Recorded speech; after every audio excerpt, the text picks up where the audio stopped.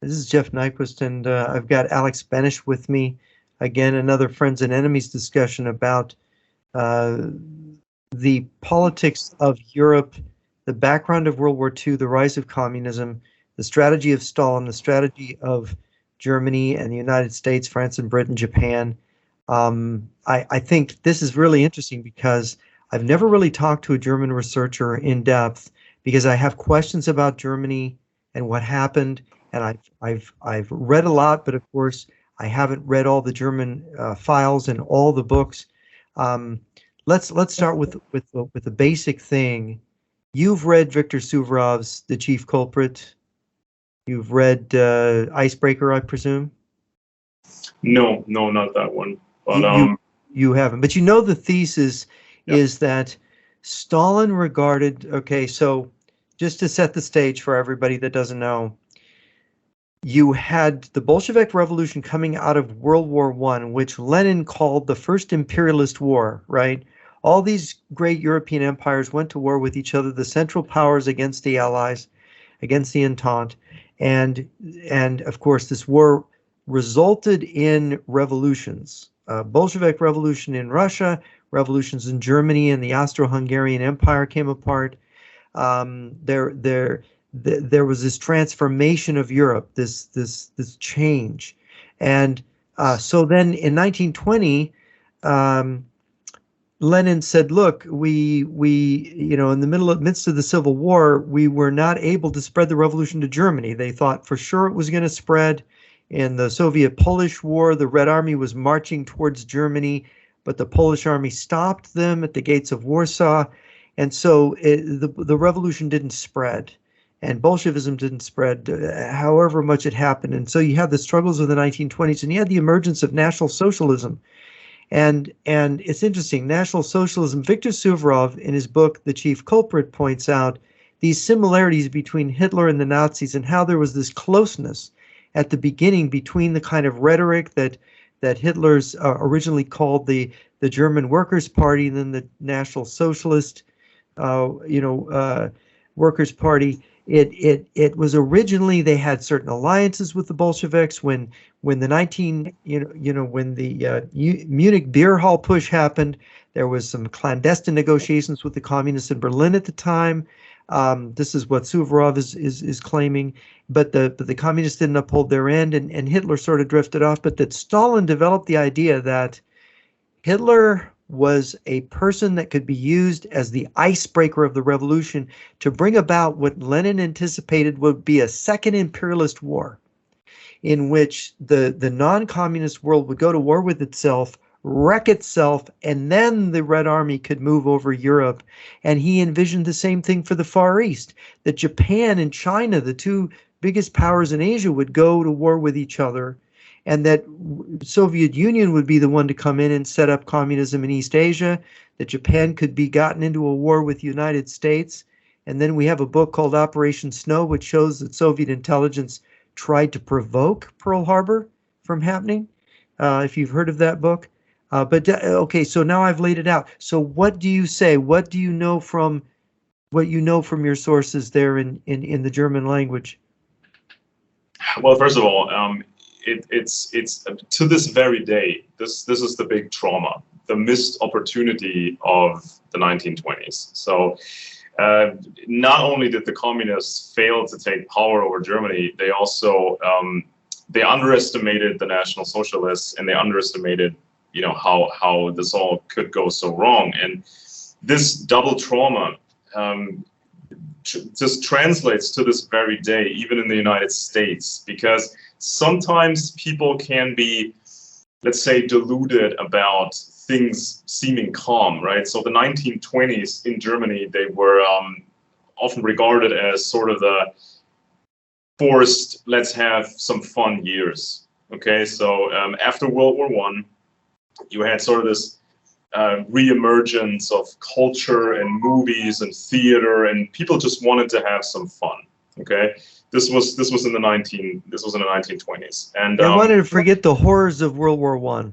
Exactly, and so at the same time, this focus on having fun proved to be a complete and utter disaster for the communists, because they were taking things seriously. They sensed the opportunity, but they did not grab it, and the Russians did not want to move in that manner. So there was a chance to have a communist revolution in Germany in 1923, and that was the year of the runaway inflation, right?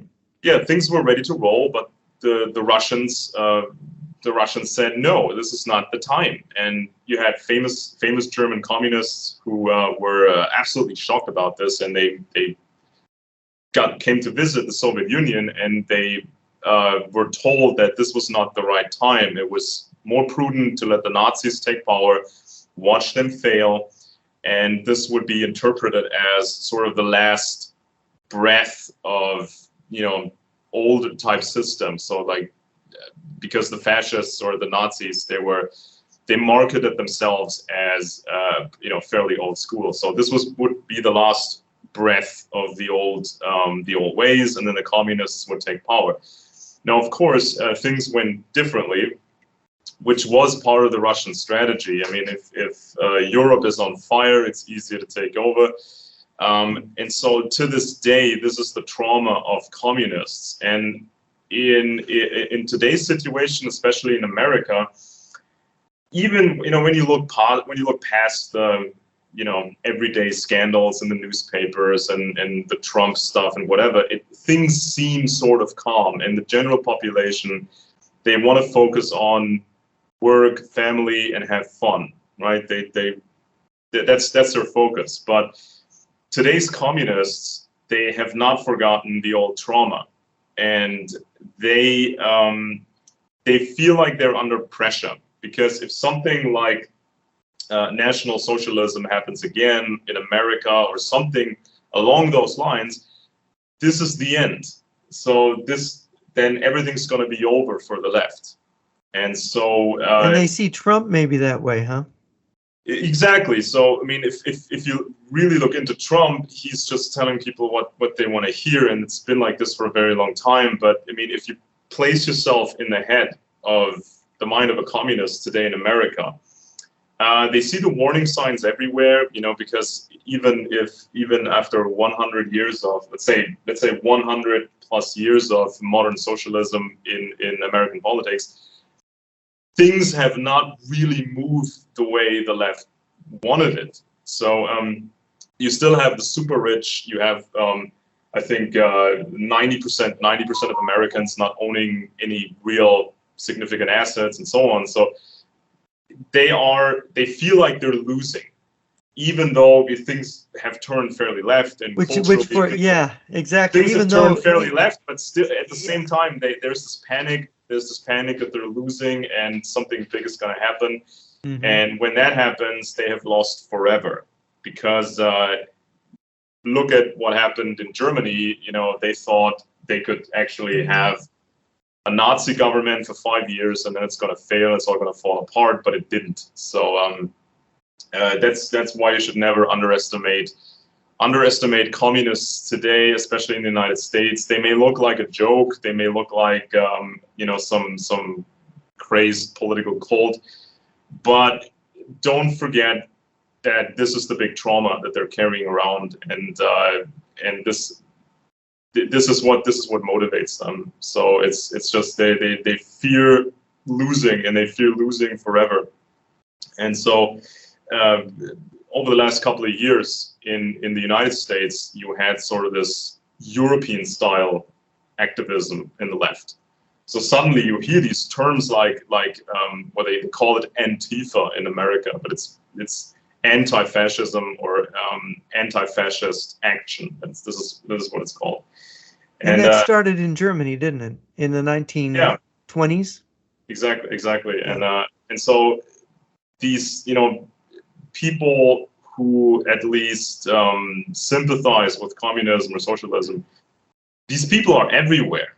So they work in your local power station, or they run everything. These people are everywhere. They're teaching your kids.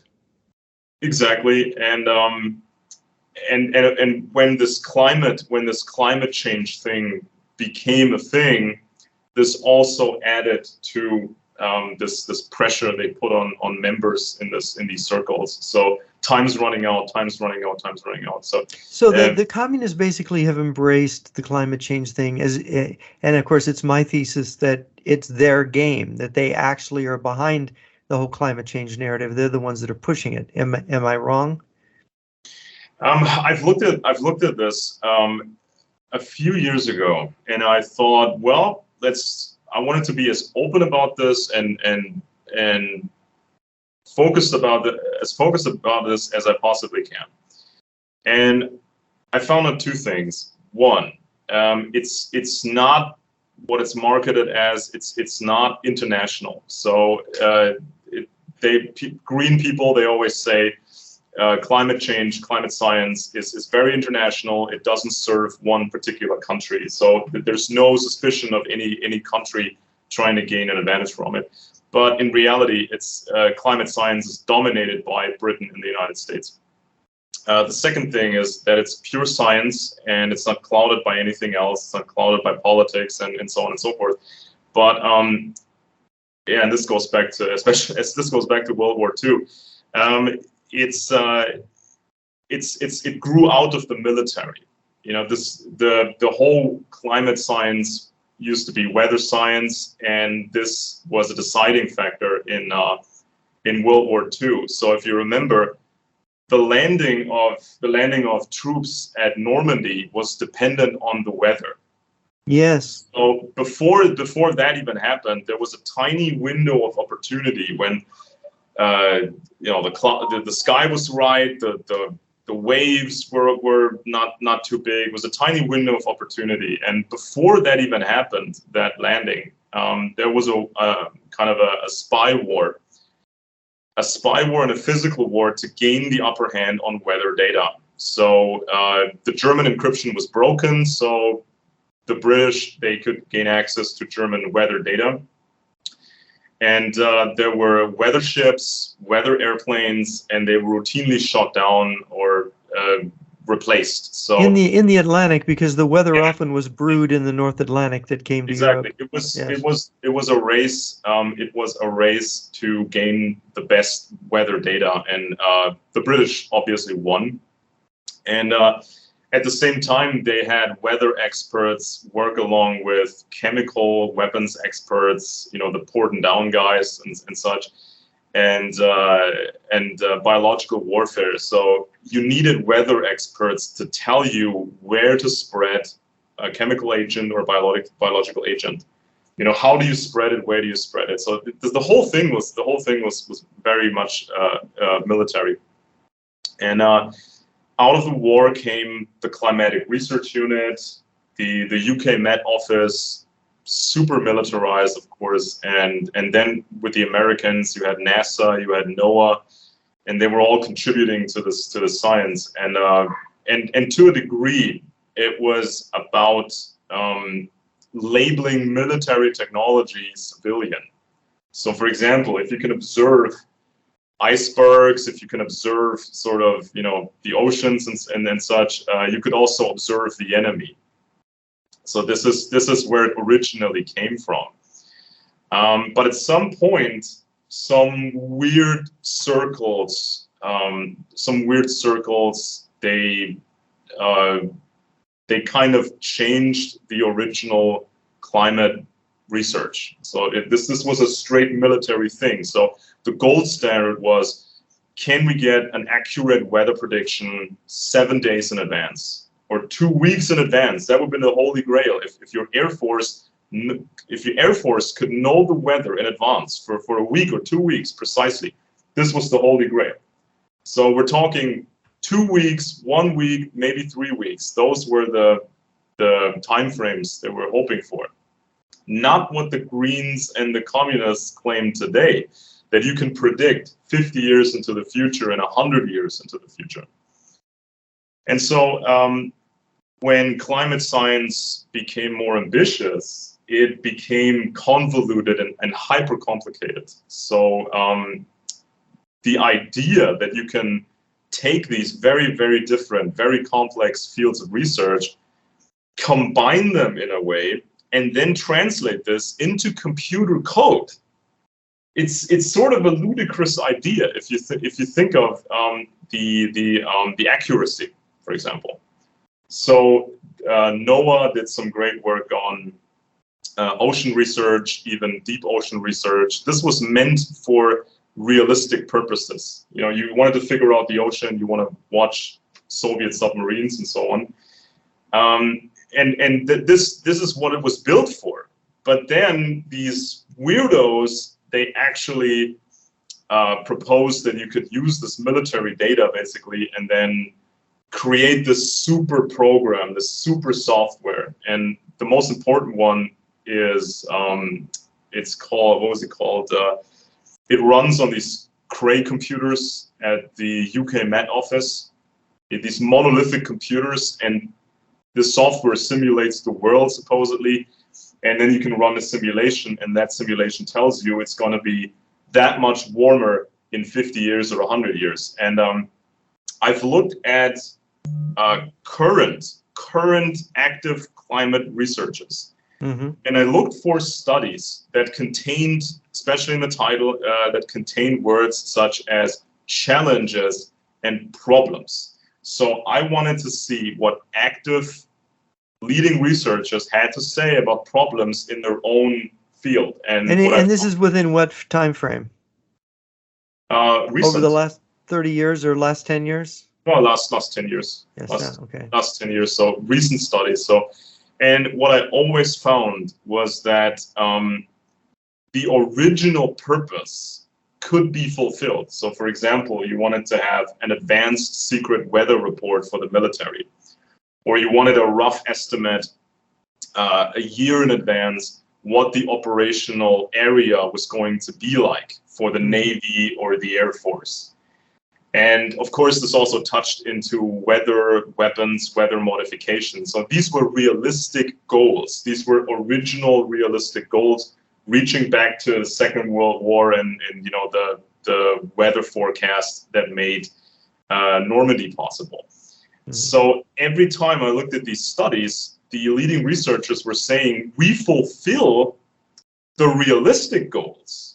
So we can be precise to a certain degree for, you know, various purposes, but there are limitations to what we can do, and they were naming these limitations. So these underwater buoys, you know, just checking the temperature of the oceans, not enough buoys by a long shot, not enough buoys, and there's so many of these problems. And for example, with the satellites. So basically, there's a measurement problem that they don't have the data to really say what the temperatures really are. And they profoundly stress how impressive technology has gotten. So they can explain to you how by using satellites they can measure some object. Let's say, for example, a new Russian Navy ship or a Russian Navy installation. They can measure it down to a fraction of an inch.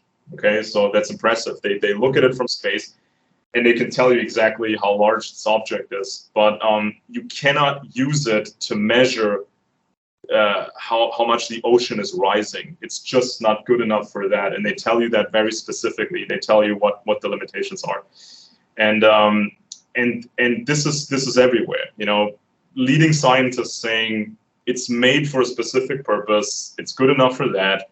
But beyond that, we are losing track of the data. We cannot even process all the data. A single leading scientist is only good enough for his own field. And so if you actually combine these different fields, how do you make sure you combine them in the correct way? Any slight mistake will ruin the final software. And then because the world is so complicated, there's so many ocean currents, and the currents change and the temperatures change, and in this spot it's cooler, in that spot it's warmer. I'll give you one data point as an example. You know when the hottest recorded temperature on Earth ever was? No. 1913. It was 134 degrees. and I believe it was Death Valley. In fact, yeah, it was. I'm looking right here at it. That is the hottest in 1913. So we have not had anywhere on Earth a temperature recorded hotter than in on that day in July 1913 when it reached 134 degrees. Now, the coldest temperature ever recorded in Antarctica, and of course we've only been measuring temperatures in Antarctica for less than 100 years on a regular basis, was recorded, I think, the year before last, and I think it was April. They had the lowest ever recorded temperature. So just going by that, the lowest ever recorded temperatures are more recent. The hottest ever recorded temperatures are more than 100 years ago. So that, and then you can argue about that. You know, what does it prove? There's the question methodologically, and people will argue. Yeah, and even the computer coders, they complain they do not have enough programmers.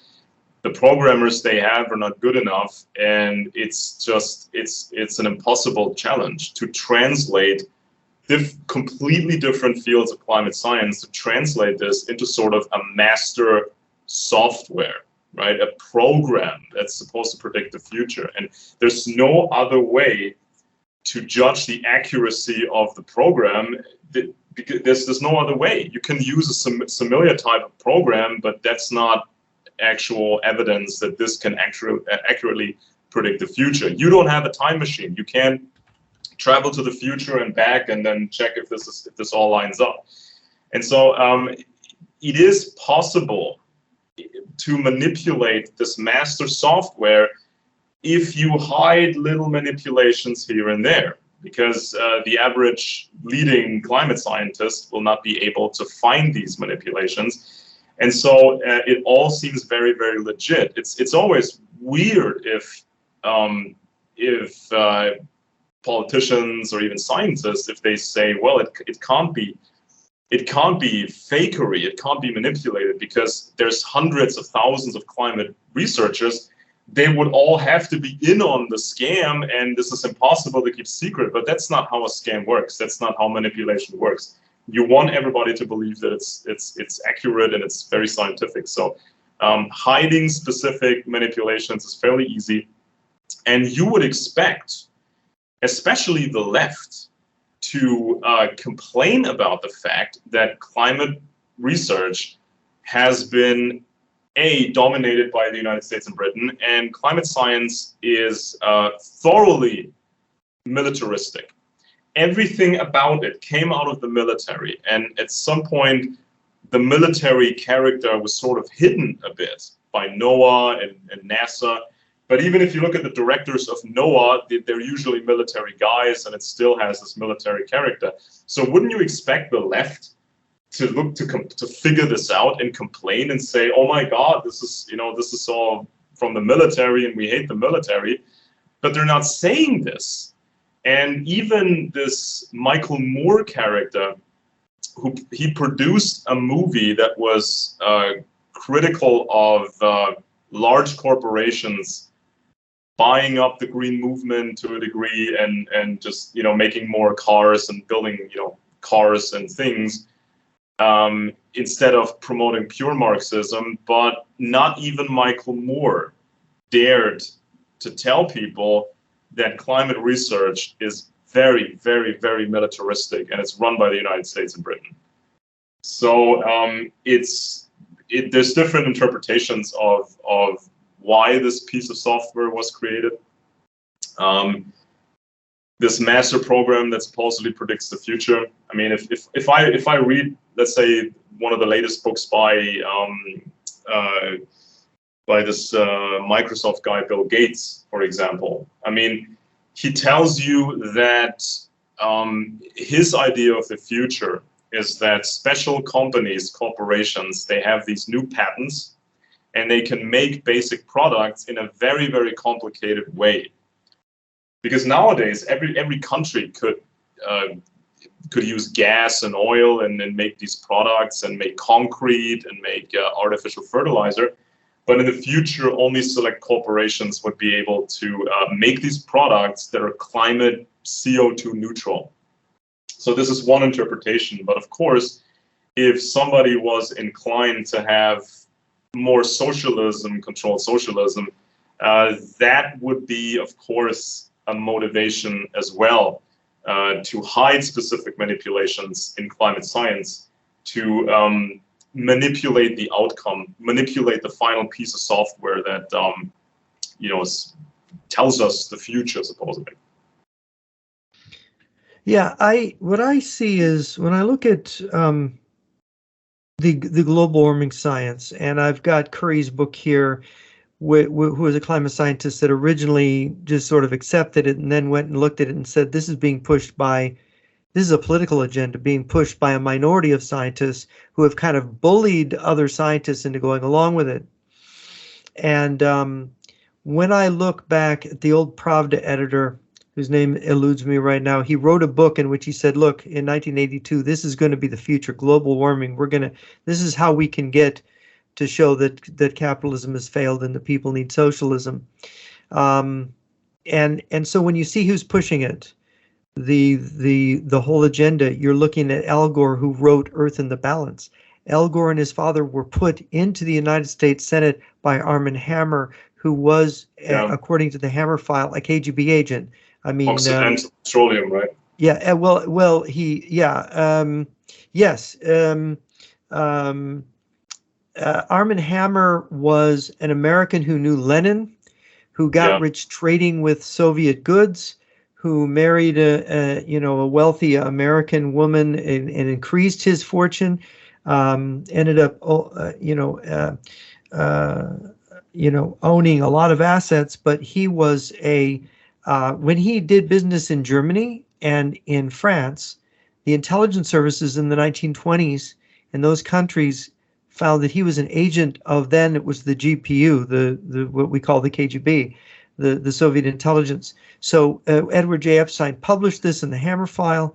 And of course, this is the man who was behind Al Gore Sr. and Jr. He was a man behind Biden. He was a man who pushed Biden into the White House. And so what's really interesting is that this narrative does not apply to China, communist China. It does not apply to Russia. Russia does not observe anything concerning global warming.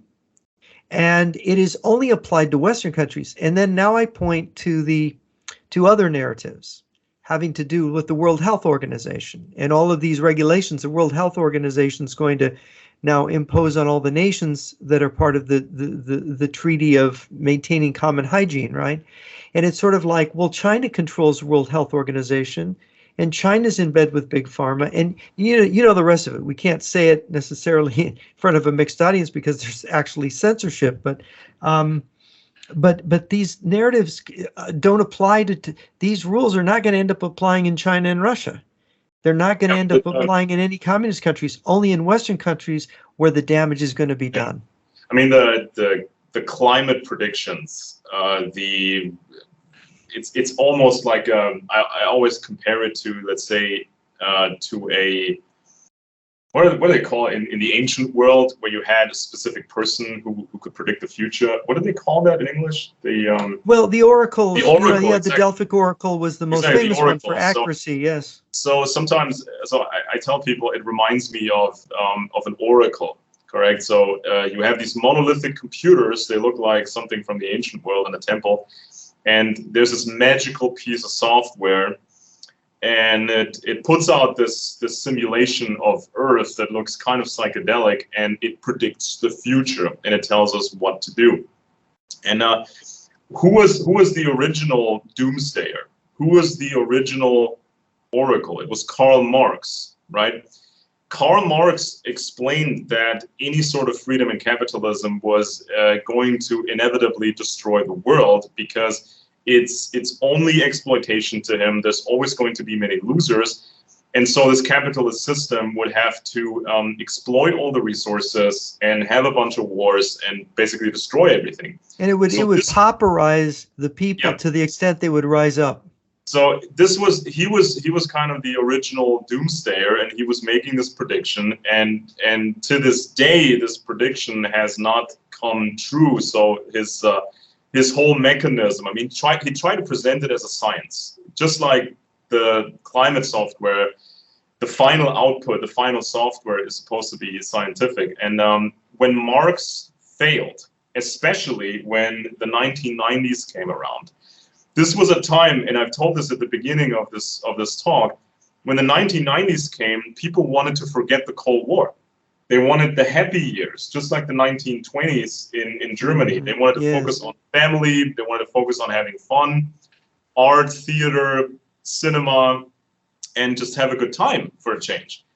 But this, of course, this triggered the communists. This was the old trauma, you know, from back in the old days. So if people have fun, that's dangerous. And so Marxism needed a new doomsday device. It needed a new doomsday a narrative. And this became, of course, global warming, because it's so close to what Marx had said in the past, that what we do is a disaster. And it's a different way of saying that capitalism leads to the collapse of everything. Exactly. And so if you follow this climate, the output, the final output of climate science, it sort of dictates, climate science then sort of dictates socialist control, because you need some sort of a centralized system that decides what people can produce and cannot produce. And so, especially when Marx tried to explain what the value of an item is, so he tried to say, well, how much work somebody puts into this, and abstract work and all this nonsense. But nowadays you have like the CO2 factor. So today the argument is you have products on the market, but the price of the product does not reflect what the planet actually, how the planet actually suffers. So if you factor in the damage you do to climate, then the price of the object, let's say a car or whatever, the price changes. The price becomes much higher. And climate activists say this increased price is the real price if you factor in the damage done to the environment and the climate. And so this is when, especially, when did this really take off, this climate nonsense? It was the 90s, especially the late 90s. So this right after the fall of the Soviet Union. Yes, and so the 90s were a bit like the 1920s. It was the era of let's all have fun, forget the Cold War, forget the threat of nuclear devastation. Let's just have fun. The communists don't like fun. The communists hate it. No, they don't like fun.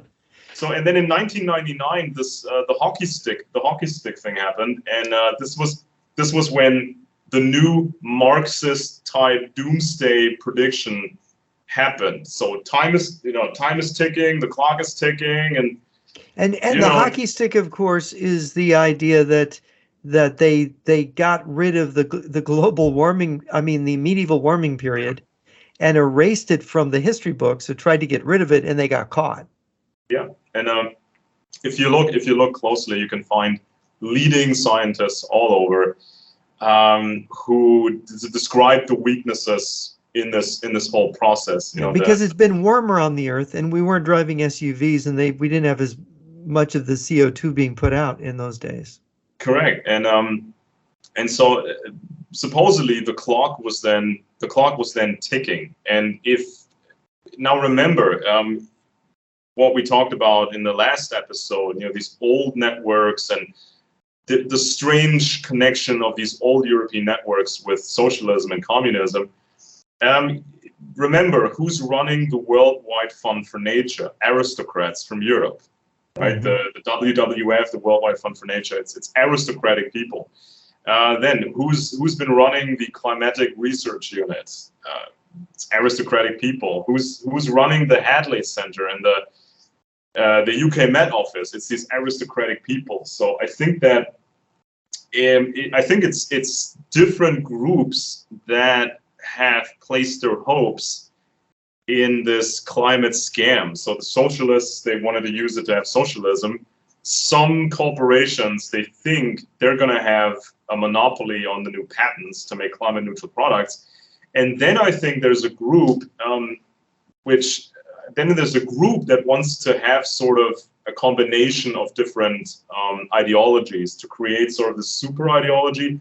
So, for example, Klaus Schwab from the World Economic Forum, Right. He's been talking about this for a very long time. It's not just the COVID days and his Great Reset. He called it the fourth industrial revolution, and he proposed that we have some capitalist elements, so the corporations are still going to be powerful. We're going to have socialist elements, and the overall framework is going to be protecting the climate, protecting the environment. And he said China's government way of doing things is the perfect model. So there's different groups, and they want to use this for different purposes. And the way climate science has grown was partly fueled by military needs, which were realistic goals, because you had to surveil the oceans, you had to surveil what the Soviets were doing in the Arctic circles and so on and so forth. So of course, if you have an environmental green satellite, it was an easier sell to the taxpayer than saying we need another spy satellite. So there was certainly that kind of an element, and that's how this climate science became so big. But by becoming bigger, it's pure entropy. By becoming bigger, it's easier to hide certain manipulations and then have this phony computer program saying that, you know, we heat up the planet and we need to have all can it become not like a runaway train where all these people get on board the train thinking it's going to take them where they want to go, but the train is really out of control and we're going to basically destroy modern civilization by driving this train down the track? Something along those lines. I mean, because some people like Bill Gates in his climate book that came out, I think, like 2-3 years ago. It's less a climate book. It's more like an investment strategy book for wealthy investors. But of course, Bill Gates must be considered as an agent of communist China, because once Microsoft, when he was in charge of Microsoft, he brought Microsoft to China. He said they have 4 times as many customers in the US. This is our future. Microsoft basically climbed into business with China, and he became, the Chinese treated him like the ultimate celebrity. He's a hero in China. The Chinese leaders, when they come to this country, I remember when Jiang Zemin came to this country, before seeing Bush, he went and saw Bill Gates before he saw the president. So yeah, it seems to me that Bill Gates cannot be regarded as an autonomous person. Same thing with Klaus Schwab. Klaus Schwab has a bust of Lenin behind his right shoulder in an interview in his study, in his library. And it's like, I don't have a bust of Lenin in my, I mean, you have a bust of people you admire in your library. So who is Klaus Schwab? And he's attacking Putin now. He's verbally distanced himself but he's been a friend of Putin for years. He's been a friend of Xi for years. So I think that this guy is just I think that the World Economic Forum, frankly, is a communist front organization in the old style. And isn't it clever how this, for example, how Bill Gates is indirectly triggering the left, because in his book he's saying, "Oh, don't worry, it's going to be great. It's going to be a few corporations, my friends. You know, they're going to run all this, and we're going to run everything. So everything's fine." Of course, that drives the left mad, and they spring into action, and everybody wants to become an activist.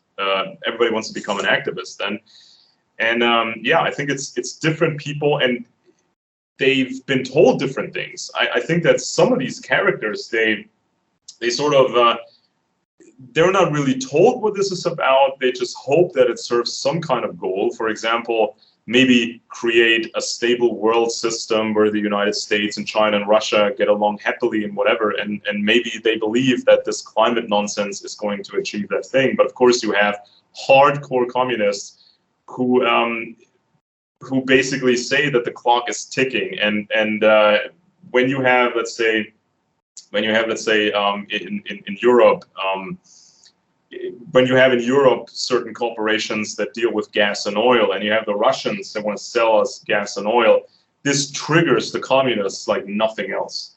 I mean, they go absolutely bonkers, and the left. And it's funny when you kill, just to make this point, when you kill gas and oil production in the United States, you're basically enriching Russia, Yeah. and you're Yeah. enriching Venezuela, and now if you look at a map, the communist bloc countries, if you call Russia, China their allies and their associates, and you've got of course, the BRICS Yeah. nations. That's if you count them, they now control more than half of the world's energy supply. Yeah. Easily. Saudi Arabia has been kicked out of the tent by Biden, but yeah, no, go ahead. Yeah, I mean, I mentioned this is a very, very key point, because when I looked at this climate thing, I looked at the Russian response to it. Okay, so the Russians, when it comes to, let's say, Ukraine or many other topics, the Russians, they still have this anti-fascist line of propaganda. They still do it like the old days, right?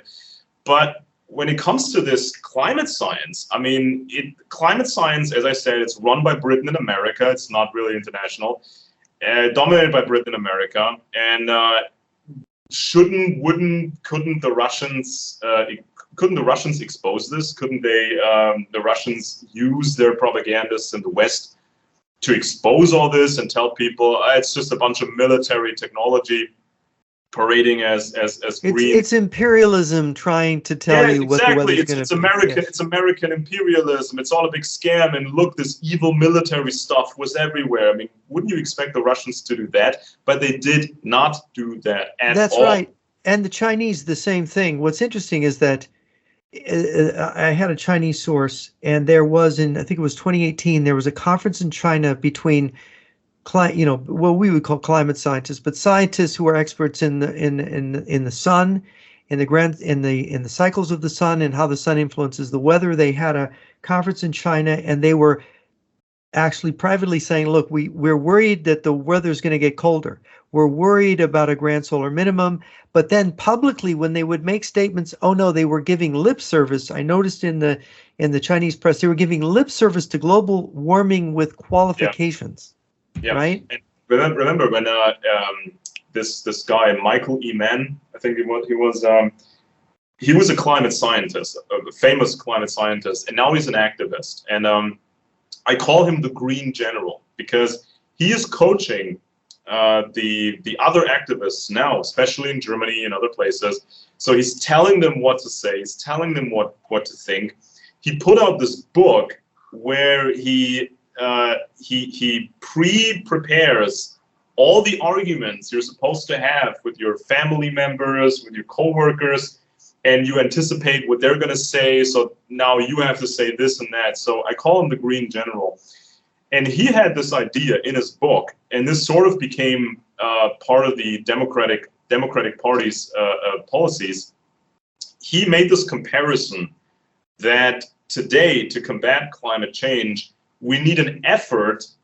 He just called it an effort. We need an effort as great as the effort back in the past against the Nazis. So by that, so this is in his book, and this was also picked up, I think, by the Democratic Party at some point. And using this analogy, CO2 emissions are now the new Nazis, and anyone who is against them becomes a Nazi collaborator. Enabler. Yeah, you're a Nazi enabler, and this is where this maniacal stuff comes from. When there's a rift going right through a family. When the young kids, they become this anti-fascist, clock is ticking type, they become these activists, and they think the clock is ticking, and they start hating their parents because they are not on board, because the parents are more focused on reality, paying the bills and keeping the lights on and paying for the heat and paying for the gas and everything. This is where this comes from. And I call him the Green General, and he's been doing this for quite a while. So now you have the perfect blend of old school 1920s anti-fascism, and you bring that into the modern world. Because what would have happened if the Nazis had won? This would have been a complete disaster, right? So if the Nazis had won, total disaster. And nowadays, if CO2 emissions get too high, this would be complete disaster. Yeah. Now going back to the interwar period, after World War I, before World War II, and the strategy, I have said for years we're in a pre-war period. You are going to have world wars, and you just as high as you can count until humanity can't do them anymore, and because we've thinned the herd too much, that we've fallen back in our technology. But as long as we have this smaller world reduced by the jet engine and the rocket and the modern economies of scale, we're going to have world wars. And so Russia and China know this. They want to prevail in the next world war. Just like the Soviet Union looked at the Far East, wanted a war between Japan and China, and voila, one happened. Wanted a war between Germany and the Western Allies, voila, it happened. And Russia exploited that to create its socialist bloc in Eastern and Central Europe and to create communist or Soviet China in 1949. So that was the setup. Now, is there, looking at it this way, do you see, since they see a partial failure, don't they also see that Stalin succeeded in a way, that the glass was not half empty, that something was won by this process? Well, when Stalin basically took over China with his whole system, basically, the Chinese government preached that poverty was noble. Right, so this was the line in communist China: poverty is noble, and this is the only way to sell poverty today, by saying it's noble because you save the environment. So if you're a broke activist, it's supposedly a noble thing. You don't have a career, you cannot make anything that's of value to somebody else, or you can provide a service that's of value to somebody, but you're saving the environment. You're a broke. So you're kind of a noble spirit then. Exactly. So this is kind of the only way nowadays to declare poverty to be noble. Because in the old days, in communist China and even the Soviet Union, the argument was still the old Marxist doomsday theory, that if you have any sort of trade, if people are well off, if people have anything, this would ruin everything. You're not going to have a revolution. So let me make the following analogy. Back when Lenin realized they weren't going for the revolution in Germany and America by 1920, and he said, we need another war, what Lenin was saying and what Stalin followed through on was, if we can level the West and level the Far East, if we can destroy civilization in a world war, we can just come in and take over, because they'll all be completely destroyed. They'll be devastated. They'll be saying everything has failed. We need, Stalin. We need communism. We need Marxism, Leninism. And so now the strategy is, all right, we could have a world war, but they have nukes. We might get hurt by that. Let's have a false belief system in which they destroy their own economies, they level their own society by their own false belief systems, and we just feed that fake belief until they are just completely on their knees, and then we just come in and take over. Isn't it the same plan with just a different weapon?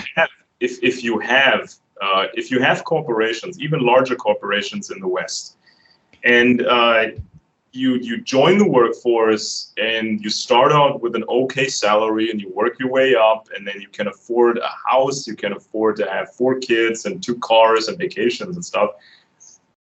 This is the nightmare for communists, because it completely destroys the old doomsday model presented by Marx. And so wouldn't it be a winning strategy for communists to build up corporations, certain corporations in the West, try to gain control, and make them as miserable as possible? To have a corporation, for example, that is so greedy and treats its workers so bad, and to have to work all these different angles to make life miserable. Because what is always the core demand of the left? They want to nationalize large corporations. So if you have secretly communists running certain corporations, this would make sense from a communist perspective. You make everybody's lives miserable, and you suck up all the competitors, and at some point it's nationalized. You can nationalize it, and it seems so fair to everybody. Well, It seems Lenin like, was against the German Social Democrats. He called them, he accused them of economism. And yeah, you don't make the plight of the workers better because then they won't revolt. You have exactly. to make the situation of the workers worse, said Lenin. Otherwise, you're not really doing them a favor because they're only going to get better in the real sense if they Yeah, overthrow the bourgeoisie, right? yeah. There's this cliche. There's this cliche that French people are more French people are more likely to have a revolt or revolution, and the Germans, they're the exact opposite. So, Hmm.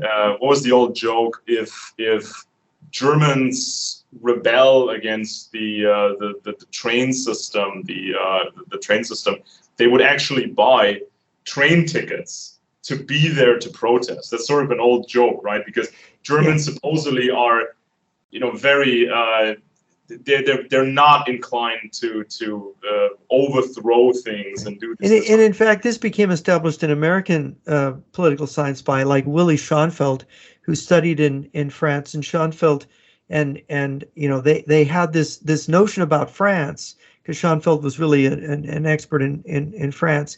There was this idea that the French people were kind of schizophrenic. They could be very, very obedient, like under Mm, Napoleon, or they could just be crazy revolutionaries like in the French Revolution yeah, in 1848 but and I think so on. the difference is that France had a long history of being kind of a solid empire, and Germany was this patchwork of Patchwork, little right? bits that oftentimes fought each other. And if you have a German history like this of war after war after war and diseases, and I mean the around the year 1900, the average German started to benefit from modern medicine and chlorinated sewage systems, and that. Before that, life was potentially very short and miserable. So how can you expect Germans to say, hooray, communism, let's try out something completely bonkers and new? Of course, people are not going to do that. And that's where the hatred comes from against the general citizenship, people that want to have stuff and own stuff. So not only the left hates this, but also the extreme right wing. The National Socialists, they hated the average German citizen because they did not want any sort of large change and crazy ideas. Yeah, So yeah. The difference in temperament between the English, the French, and the Germans has always been a factor in all this. But now it seems to me like all the old rules are are not to be understood in the same way. The old rules of thumb of understanding Europe or understanding what's happening. This is my sense is that now going to what's happening now, you have, tell me what you think of this. What I see is that when these major movements like the climate change movement and like the World Health Organization push and the attempt to centralize health, and you have leaders like Scholz in Germany and Biden in the United States and Macron in France. There is this, as you say, however desperate the communist, guy in the street may feel that it's going badly, there it's really going quite well for them. And then you have Russia and China, the countries that wanted to exploit these narratives to dominate the world. Oh, look, we're going to crush their economies. China and Russia are good. Those countries, yeah, though, are still struggling because they have their own demons and because they have their own uh, pathological system.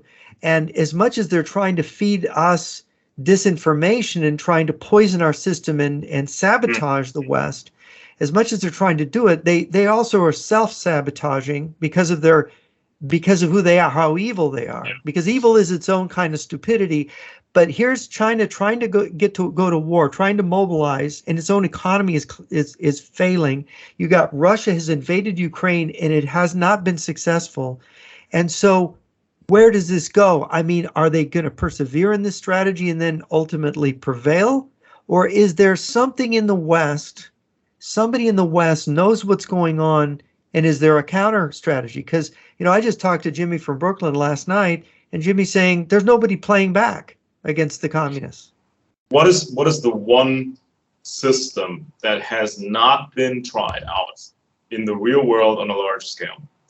it was an interesting time between, let's say, the 1880s and then the beginning of communism, the communist revolution. So the Russian system, the Russian system had its own ideas of how to move forward. So you mean the Tsarist system. Exactly, the Tsarist system. So there was this idea tossed around by the Tsars, actually, and even by certain types of communists who were run by the Tsarist intelligence agencies. And this idea was to have a visible traditional monarchy and aristocracy at the top, and everything below was going to be socialism. This was a system that was never actually implemented on a large scale anywhere. So the Tsars had super serfdom. The Tsars had different ideas to reform Russia, because Russia was so backwards, and they had this idea of copying America. But this was A, too dangerous, and B, the regular aristocracy in Russia was not happy with that concept, because they just didn't want to do it. And so then you had the idea of moving to a constitutional monarchy, such as in Britain, and to copy Western Enlightenment. That didn't happen in Russia. And so for a while, there was this concept of maintaining the Tsarist system and have socialism, complete socialism, below that. And this idea was not too popular with the regular aristocracy in Russia, because they thought this would be their end, because the Tsars didn't like the regular aristocracy. There's always competition, by the way, between aristocracy and monarchy, which people don't realize. Yeah, and so this idea for a while became quite a thing, even in communist circles, and quite a bunch of Russian communists, they fled Russia. They fled the Tsarist system. They went to Europe, and it's not quite clear who was playing for what side, because quite a few of the communists were run by Tsarist intelligence. So it's very hard to determine who was exactly what. But if you read, what was this guy called? I think it was Edward Ellis Smith. He was a CIA guy, if I remember correctly, and he worked in the Soviet Union. In a diplomatic and spy fashion. I think it was Edward Ellis Smith, and he wrote this book called Stalin, something about the early days of the revolutionary, and he tracks Stalin's movements and his earlier life. And in that book, you get quite a few anecdotes of this infiltration of communism under Tsarist rule.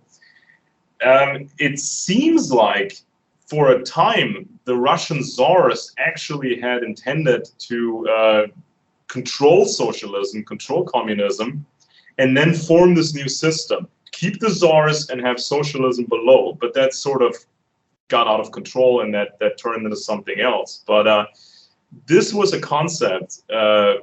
This was a concept for a while, and I think that and only in Russia could this even have been conceived, because of Russia's history, and because I once had a Russian defector tell me, he was a scientific defector, and he said he had read in the newspaper that the Irvine Ranch had sold a bunch of its land that it had bought 50 years before for $100 an acre or something, for $500,000 an acre.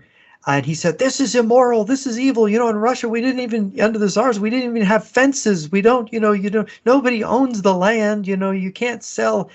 And I was kind of shocked. And I said, but Alex, who's being hurt by this? The people who are buying it want to pay that amount, and the people that are selling it are okay with getting that amount for it. But he couldn't, his Russian mind couldn't wrap his head around it. I think that idea of having a Tsar and socialism below that, I think that idea it received interest from Western European aristocratic types, and really, but just a few of them, right? Yeah, and I think that became sort of a ticking bomb because nobody quite knew what to make of it, and it was developed as an idea, but then it Well, turned is that a way of having a controlled opposition, though, where you're able to keep your eye on the socialists and you're able to then... to some Western European monarchs and aristocrats, this idea seemed attractive. You have the monarchs in power, and below that, nobody would have been able to have what the aristocrats had, because the secret of success for the aristocrats was strong family ties and large family structures and wealth. So, well, of course, then the problem you have is the problem you had in the American Civil War, is that if ever there was a war between a society that was organized that way and a society that was organized with basically liberal capitalism, is a capitalist society was going to beat that other society because it would have the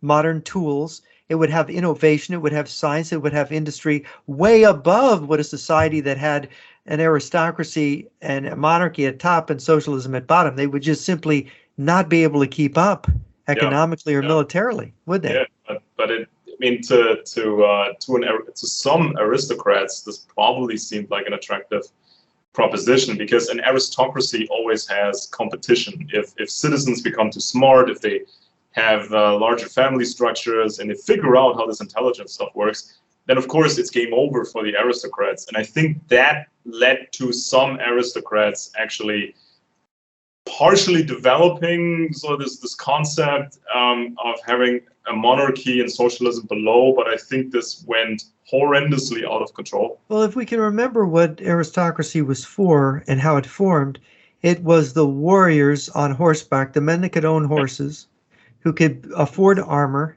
who could arm their neighbors, who became these feudal barons, who were able to defend the community against invasion, against enemies. And so it was a warrior aristocracy. Their whole justification for existing was that they could protect people. They could defend the community. So the minute they lose that function, it's almost as if they lose their minds. And they don't, and of course, the reward back in those days, how do you reward people for these great things? You give them land. So these people have been, they have these special qualities. They have family tradition. They're given land to continue in their role, in their social role. But now, when society is industrialized, this role is now put into question, right? Right. And it's interesting to see in Europe how these different ideas sort of collided, because on the surface it may have seemed that two separate people have sort of the same idea, but they were coming from very different directions, and that makes it so hard to trace to now trace who was exactly for what concept, because remember, if you look at newer research, for example, Christopher Clark's book from 2012 about the First World War. He's a Cambridge historian. I think he called it the Sleepwalkers, the Sleepwalking into the War. I think that was the German title. And he actually, in 2012, this is 2 years before the attack against Crimea by Russia. In 2012, he basically puts out his study saying the main driving force behind World War I was Russia, not Germany. And so, by the way, that absolutely makes sense, because and just from basic knowledge of the war, the Kaiser did not really want to go to war because Germany was caught in between France and Russia. Exactly. And it was the Russians that mobilized first. Yeah, and in those days, if a country such as Russia, Tsarist Russia at the time, when they have scaled up to 1.5 million soldiers, then everybody knew that war was coming, because Russia did not have the money to do that. They borrowed money. The mobilization timetables were decisive. Yeah.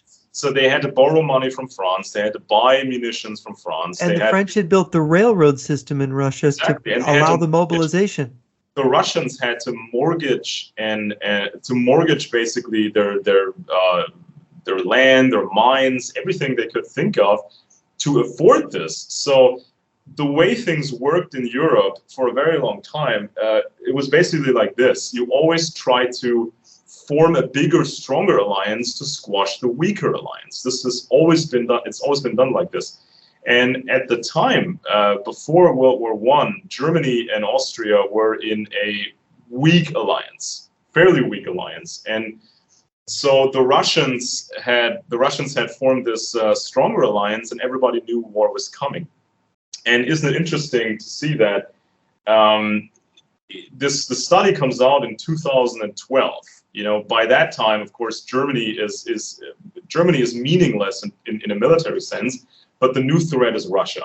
So finally, the things are a bit more honest now, but it's decades too late. I mean, it's many decades too late. And Germany was just then starting to finish paying off its Versailles Treaty debt, right?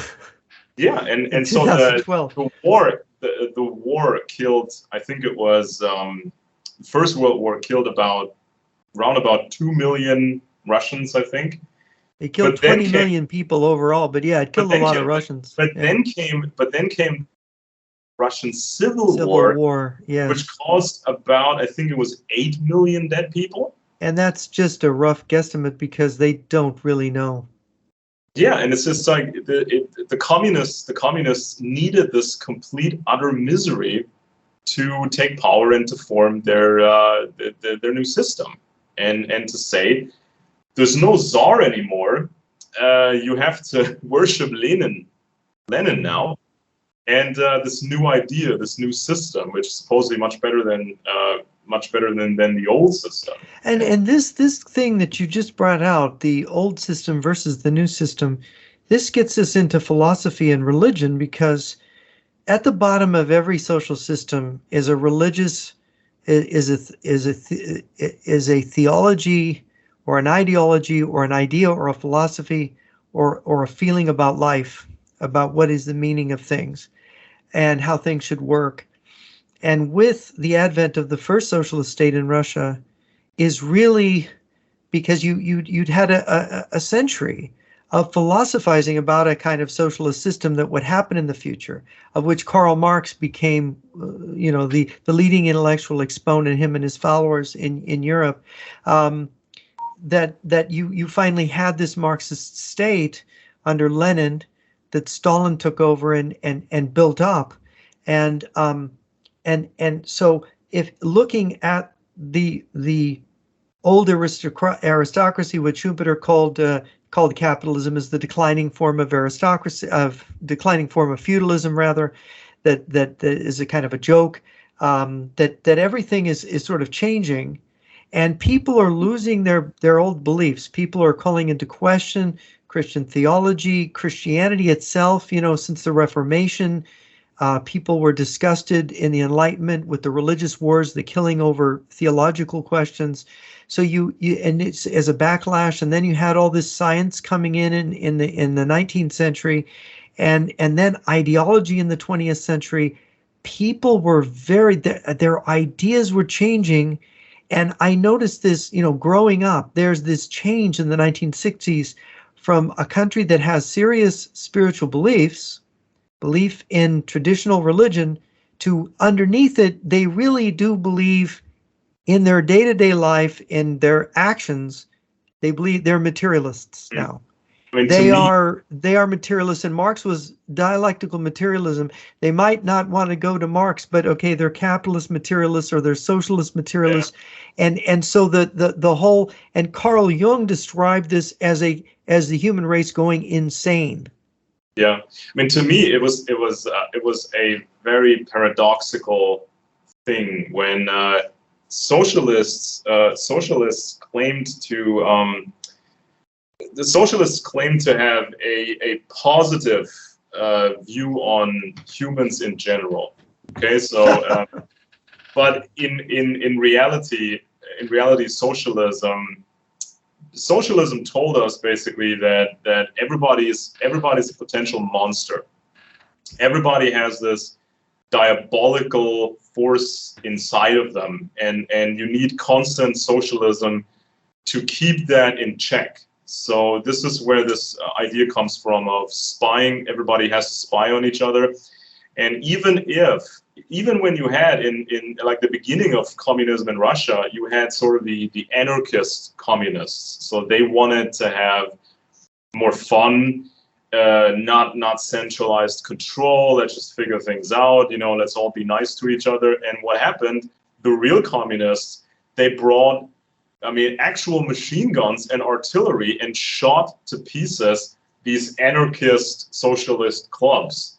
In the Russian Civil War, I think they called them Greens, the anarchists, and they massacred them. Yeah. And so suddenly they were the enemy. And then of course in Soviet Russia and Soviet China, they declared a group in society that basically didn't exist. The exploiters, those people who supposedly owned things and they wanted to exploit everybody. So this is kind of this very negative look at people, this very negative outlook on humanity in general. So everybody is potentially evil.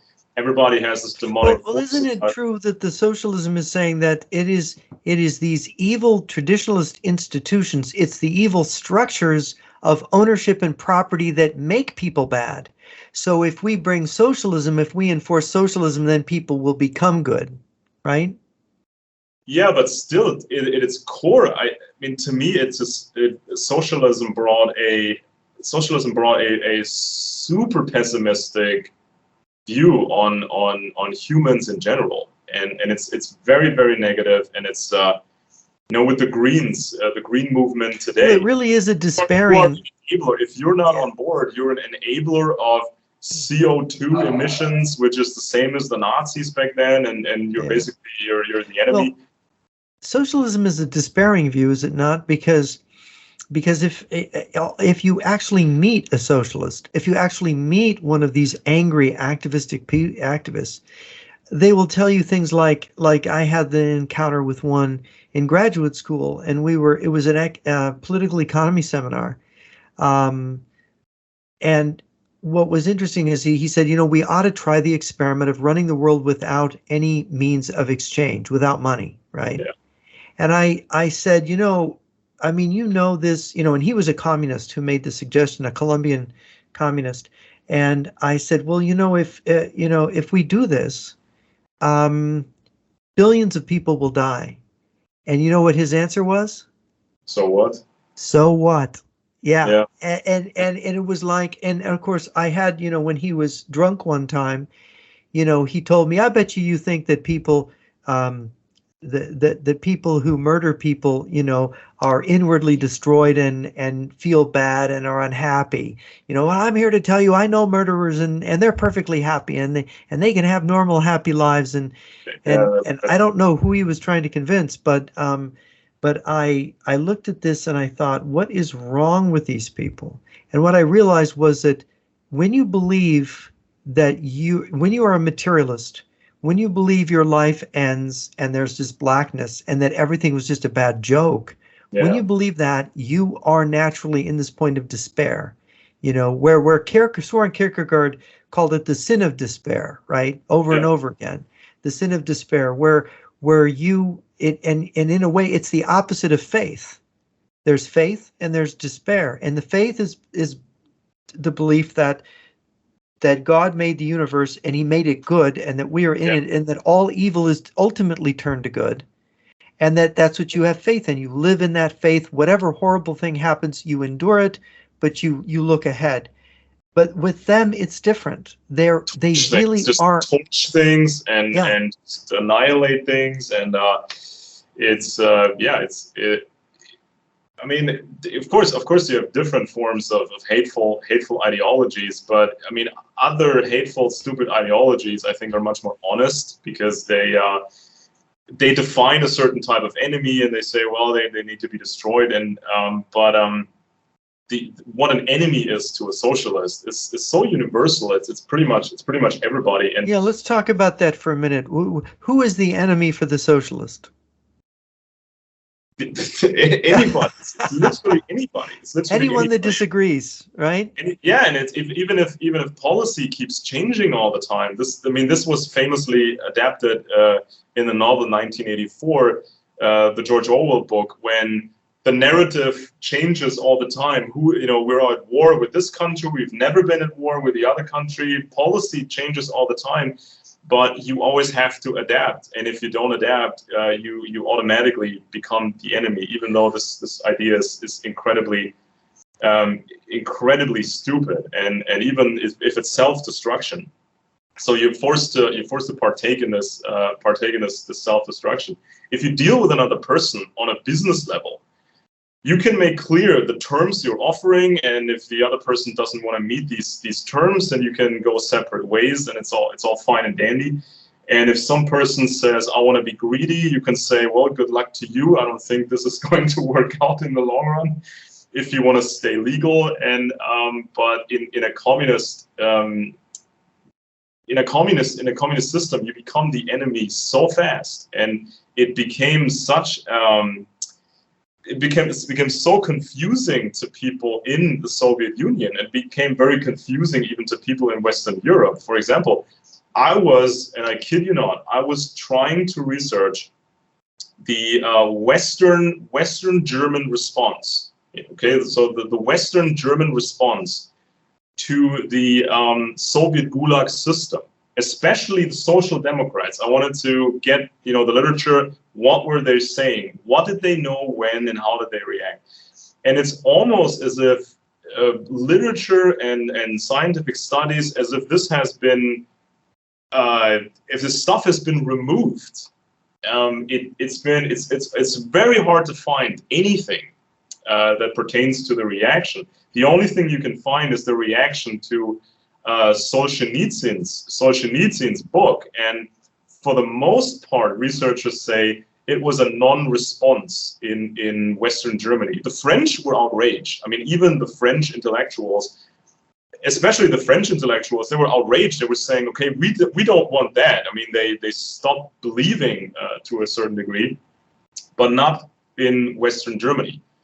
They just were confronted with the situation of, wait a minute, if we denounce, if we condemn the Gulag system, we condemn Stalin, we condemn Lenin, and we condemn a few other leaders, and there's almost nothing left. So by accepting reality, they would be left with absolutely nothing. And then, of course, the pragmatism kicks in. If we are left with nothing, the imperialists will take over, the fascists will take over. So they will always decide to go along, because if they don't go along every single time, they are left with nothing. That is really sad. That means that they don't really have a political belief. They only exist to be a sort of thorn in the flesh. And there's no boundary. There's no boundary. I mean, you should ask these people. I mean, you mentioned this one guy who said his boundary is basically non-existent. Billions could die. He would be okay with it. Yes. Where is the boundary? At what point will some communists say, okay, this is too much for me? Yeah. This is too much for me. This is where I leave the train. Well, this is what I learned about his mentality. It was interesting. We were teaching assistants in a class called Introduction to Political Analysis. And we went and we were very disciplined in grading the papers. And I think I've maybe told you this story before. We went and had pizza and beer afterwards, and I was a designated driver, so I wasn't drinking. So I got to hear what they were saying to each other. And these guys, these other graduate students, they were Marxists, right? And so he says at one point, he says that he was in a beautiful evening, and he was out there on the I've said this before, out in Laguna Beach, and he sees the beautiful moon, how it sets on the ocean. But then he thought of all the poor people in the world. But then his next thought was that he was not going to be remembered in 100 years. And so then when you get to someone like Eric Voegelin, I immediately understood Voegelin as being correct when he said, basically, these people, or Whittaker Chambers, who said, it's like in the Garden of Eden, where the serpent tempted Eve by saying, "Oh, you won't die if you eat this fruit; you'll be gods." There is the belief that there is no God. This belief in materialism leads to the belief that you must then become God yourself, that you as a living entity must become God, and therefore you get to transhumanism. Therefore, you get to this idea that man must become God, that we've got to evolve into immortal, omniscient, omnipotent beings. And how can they immediately grasp for that power? Yeah. By the revolution. I mean, by socialism. I ask people, answer me this. What famous or infamous German said the following words, and then I quote, there should be a world war to destroy entire certain populations, and this guy hated Jews, he hated the Russians, he hated the working class, he hated everybody. Who was this famous, infamous German person? Was it the German Kaiser? Was it Hitler? Was it, German general? No, it was Karl Marx. It was and Engels wrote the same thing. Yeah, because they wrote letters to each other and they exchanged these ideas. So it's like this clinical insanity. It's just this clinical insanity that you find a lot, and this is kind of where two separate things become complementary. So the kind of the older Western European aristocratic system, because it was so harsh, it made people jaded, or some people, it made them very jaded. And when they basically lost this fear of God, or they lost religion, that's when psychopathic ideas became rampant, or even narcissistic, very pathologic ideas became rampant. Because if there's no higher power to punish you, if there's no higher power to tell you what to do, why shouldn't you destroy? Why shouldn't you just? And of course, why shouldn't you conceive of yourself as grabbing for God's office? If there's this concept of an ultimate ruler of the universe, and you then can say, wait a minute, that chair's empty, there is no God, so hey, maybe I could be that. So there's you get these extremely narcissistic, psychopathic individuals like Stalin, like Mao, like the Kims in North Korea. I mean, we see what Putin is doing in Ukraine, for example. He is literally annihilating a country because he has decided that there are no Ukrainians; they're all Russians.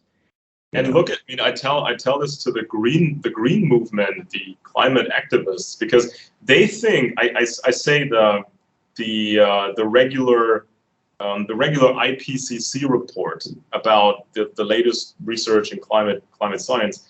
The IPCC report is sort of the Quran for these activists. It's the holy scripture to them. So this is the ultimate truth. And they even though year after year their climate predictions have been wrong.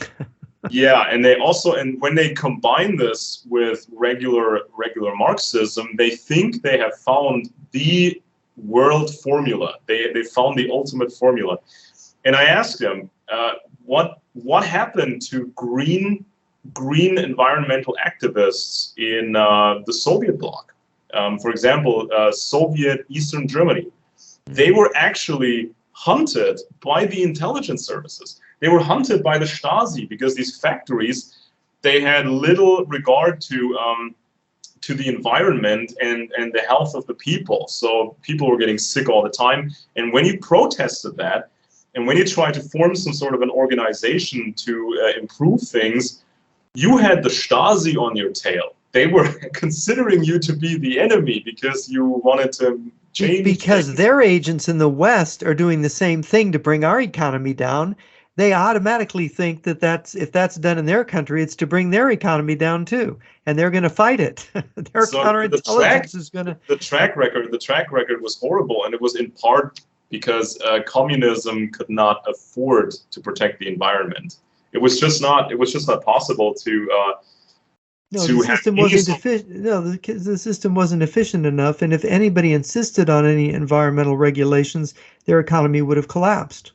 Exactly, and when the communists came knocking, they were asking for Western technology. So who sold the factories to make gasoline? It was the Koch Industries.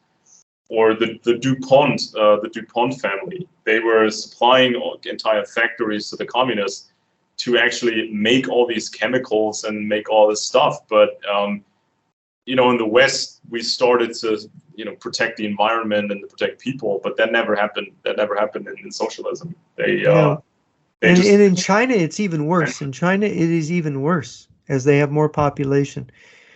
Indeed. So do you, I mean, with this, just to wrap up for today, we had their strategy, you know, the Bolshevik Revolution. We had this strategy to devastate the world with world wars and to exploit it. We've talked about, you know, devastating economies through using radical environmentalism and other radical, you know, ideological measures.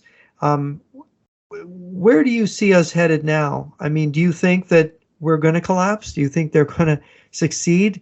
Do you think there's any playback here?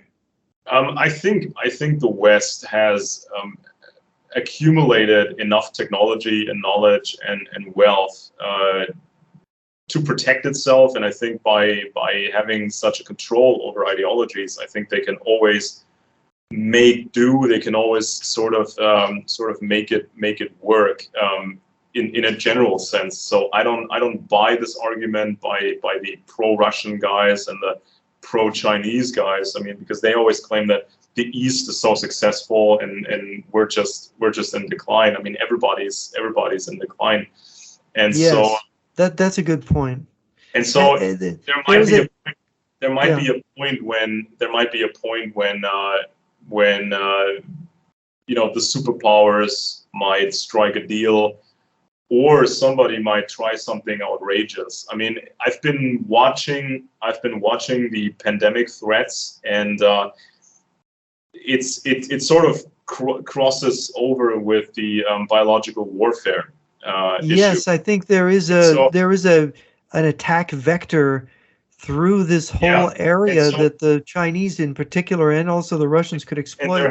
And there have been incidents in American states such as Florida when certain diseases start popping up, and it's also happening in Europe when diseases start popping up that are not common here, and climate change is blamed for that because we heat up the planet, and then, you know, the insects start moving and vegetation starts moving. So there may be a biological attack in the future, or a multi-pronged biological attack in the future that is blamed on climate change. This is sort of kind of a joker that could be played at some point. And the World Health Organization rules could be used to make a kind of world dictatorship. Exactly, and so it's been something that's, I mean, if you look at the literature on the Soviet biological weapons projects, and if you look at the Chinese developments, for example, because the Chinese, they got a lot of help from the West to develop facilities and to develop all this knowledge and stuff. And so, I mean, we saw this with COVID, when we're still debating where it came from. And so this is kind of the most central factor in modern day biological warfare, when you can launch an attack and nobody knows who did this, or nobody knows if this was even man-made or came from any sort of this was launched by the military. And years later, everybody disputes what the other guy is saying about it. Yeah, and the West had always been limited in terms of experimentation. This is something the communist states never really had to deal with. I mean, there are incidents in books about this topic, incidents where some remote island or some halfway island somewhere in the Eastern Bloc suddenly was hit with a mysterious pathogen, and everybody died. And it looks like somebody's experiment. And the Russians and the Chinese, they can experiment all day long. They can do whatever they want. And this may because they have no boundaries. They can do anything to anybody. Yeah. And so yeah, I mean, we've heard about China stealing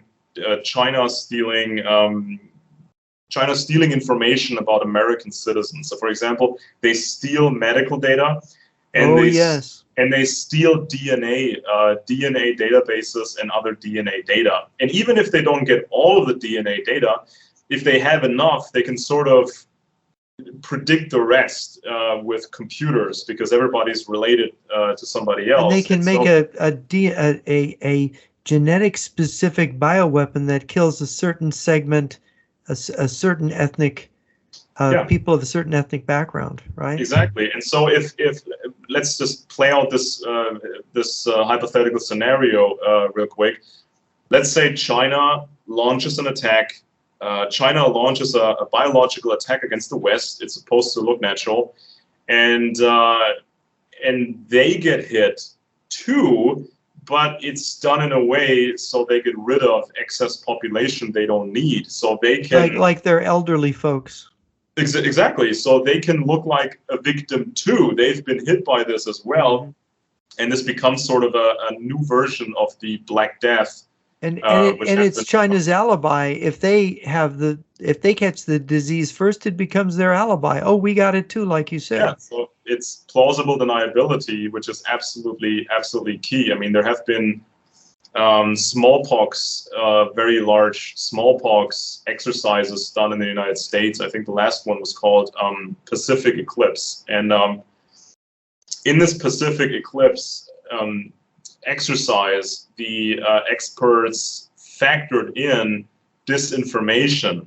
So, for example, if especially the right wing is coming out with conspiracy ideas and that sort of thing, this could make things much worse for the United States. And so, all these military experts, they kind of anticipate a double attack. Let's say a pathogen plus information warfare. Yes. And this could be something that is in the works, actually, so that when it's all done and over, the world is a different place. Everything looks different. And so yeah, there's been quite a lot of experimentation done in these. And this could be an opening to a world war, because if you can use a bioweapon to completely level Western society, let's say you have something that kills 20% of the population or 15% of the population. Imagine the panic, the devastation, the lockdowns, the economic destruction. The West might be on its knees. Then is the moment then to strike, perhaps. Yeah, I mean, there's been this old idea from the Chinese that they can annihilate Americans and then repopulate America, and they finally have the space, they finally have Lebensraum and all that. And this has to be taken really seriously by people, because if you're not Chinese, you're not worth anything to them, and it's not quite clear who has the upper hand technology-wise, because the West has more technology, but the East is stealing technology. The East has all of our data, and they can do more human experimentation. So Russia has been investing in nanotechnology, which is sort of the latest and greatest thing in biodefense, meaning if you have something advanced, you can sort of protect parts of society that you want to protect, and just leave the rest to die, basically. So this is something that is entirely possible, and it should be more of a public issue, because it's nice to believe that they're all going to settle one day. You know, that the United States and Russia and China are going to have some sort of a deal and sort of run the world, but this could go any other way. This could literally go any other way.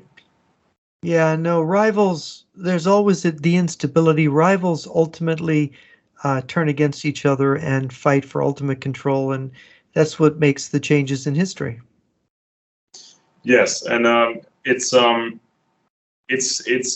something that people need to talk about in public, because it's way more important than, you know, the daily scandal in American politics. You know, what some leftists said or some right-winger politicians said.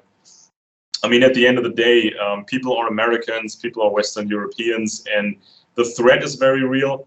I mean, we're still kind of in this happy phase, even though it doesn't feel that much like it. We think it's calm. We think that things are calm, but the Chinese system has vast problems, and now that American money is withdrawing, the Chinese become sort of desperate and maybe aggressive. And we saw regular conventional warfare fail in Ukraine because Russia cannot produce enough tanks, and they cannot produce enough modern tech to be successful that way. But Russia has proven to the new Russia, the post-Soviet Russia is really just the Soviet Union 2.0. It's not really that different. Yeah, and defectors. I mean, defectors had given us a picture of the Soviet biological weapons program, and when after the USSR, when Western experts were invited to the former Soviet Union, these Western experts were supposed to evaluate the infrastructure and then turn it into a civilian infrastructure. And what you can find, obviously, in the literature was a big surprise about the scale of the program, because they found these gigantic fermentation tanks, and they kind of did the numbers in their heads, and they figured out this was severe overkill potential. Bubonic plague, smallpox, and anthrax. The Soviets were making. The amounts of pathogens was staggering, and the defectors told how it was about 10 times bigger than what the West had initially assumed the program in terms of size. And nowadays, it's sophistication. A lot of it is just sophistication. And in the newer literature, you find examples of combining different pathogens. So you splice in one disease into another, and that has a very specific effect. So imagine a disease breaks out in the West, let's say the United States, and the initial response is, oh, we know what this is. It's that specific disease. So the medical personnel applies the standard procedure for that specific disease, but then the other thing that had been spliced in becomes active. And what you've been doing to counter the initial threat actually becomes a problem. So you're doing it wrong, but you thought you were following protocol. And so this is something that is not talked about very much. Especially, I was surprised after the Ukraine war that this did not become a larger issue, because people are talking about nuclear weapons. But that's a whole different ballgame. That's a whole different set of problems. Yeah. Well, thank you, Alex, for that. Alex Benesch, and this is Jeff Nyquist, and friends and enemies. Thank you, and join us next week. We're going to do it again.